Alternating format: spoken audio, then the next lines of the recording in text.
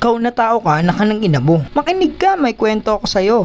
Ang pagbuo ko ng una kong kantang solo. Sisimulan ko sa pagpapayak sa anak ko. Ang kantang to ay alay ko para sa pinakamamahal kong tao. Love Isn't Blind nga pala ang titulo. Una sa proseso ay ang pag-iisip ng mga liriko. Talagang napakahirap gumawa ng sariling awitin pero itutuloy ko dahil masaya ako sa mga ginagawa ko.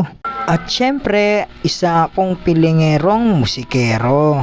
Nakakabuang talaga mag-isip ng mga tugmaang liriko. Nakakatulala, lalo na pag hindi mo pa kasundo ang isip mo. Parang isang baliw na nagsasalita kausap pang sarili ko. Kala tuloy nang nakakakita ako'y sintu-sinto. Sinasabay ko na lang ang pagbuo ng kanta habang ako'y nagtatrabaho. Syempre, kailangan ng sweldo dahil ako'y pamilyado. Sa larangan kasing ito, ako'y isa pa lamang baguhan na nag-ensayo. Nagbabaka sakali na balang araw makatungtong din sa entablado. Hanggang sa pag-uwi ko, pinipiga ko pa rin ang utak ko.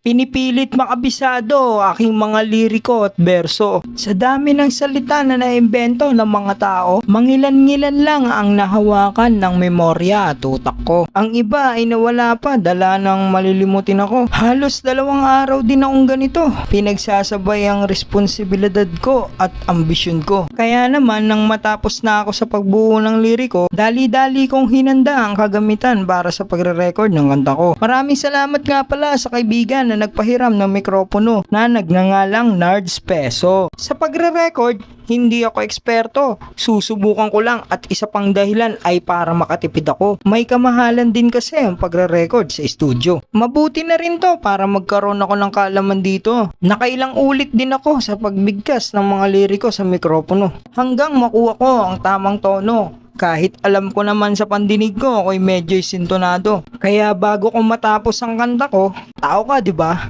Eto, tandaan mo, mga pangarap ay matatamo. Basta may prosesong porsigido. Maraming salamat po mga tao sa panonood palagi sa aking kwento. Pakishare naman ng video para maraming makakalap na taong musikero. Abangan ang mga susunod na kwento. Ang kanta ko ay mapapakinggan mo sa YouTube account ko. Ilalagay ko sa baba sa komento. Paki-follow at mag-subscribe kayo sa mga account ko. Gasolina yan para sa mga ginagawa ko. Maraming salamat mga tao. Shoutout sa'yo, taong John Mark Lonchong. Mabuhay ka ng masaya hanggang gusto mo.